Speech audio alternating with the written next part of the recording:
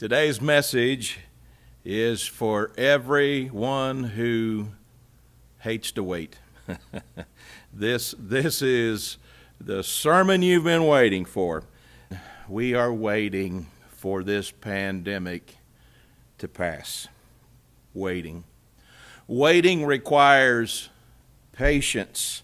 Our word patience comes from the Greek word macrothumos.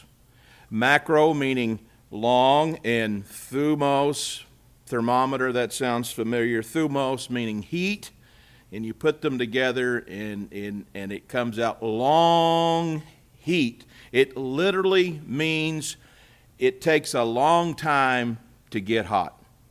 In other words, patient people have a long fuse. Someone said that patience is the ability to let your light shine after your fuse is blown.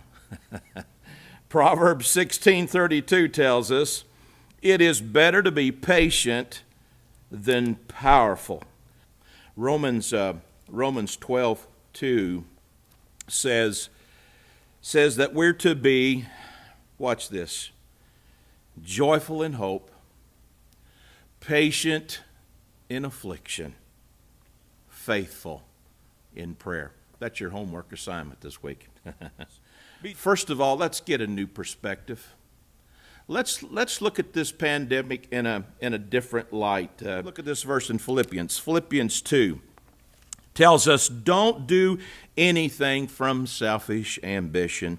Be humble toward one another, always considering others better than yourselves, and look out. That's that new perspective I'm talking about. Look out for one another's interest, not just for your own. As we attempt to be patient in this pandemic, develop a sense of humor. I've said this before, but patience requires developing a sense of humor.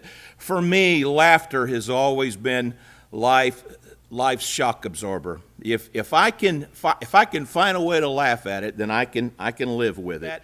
People who laugh often live longer. In fact, God's word said it before the scientists did in Proverbs 17:22. A happy heart is like good medicine. And that's not the wisdom of Dr. Fauci, that's the wisdom of Solomon. Mm-hmm. Third, developing patience requires expanding our capacity for love. In that familiar love chapter of the Bible, you know it, 1 Corinthians 13, it says simply that love is patient. The very essence of love is patience, and the more loving we are, the more patient we'll be. And the opposite would be true, wouldn't it? That when we're impatient, we're most often unloving. Ephesians 4:2, always be humble and gentle, be patient with each other, making allowance for each other's faults because of what? Because of your love. Fourth, I would say to us as we are waiting for life to resume some sort of normalcy, rest. And Psalm 37:37 simply says, rest in the Lord, wait patiently for Him to act.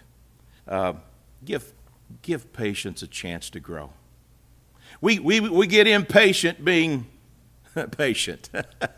Give it a chance to grow. Too often when we're going through tough times, we just want to bail out, and we just want to do something. The inactivity just overwhelms us, and maybe you've said something like, "Well, I'm going to say something. I'm going to do something, even if it's wrong." And when we bail out, and we miss out on a blessing of God. I want to say to every one of us, let's give patience a chance to grow in our hearts during this time. James chapter 1. Oh, I love James.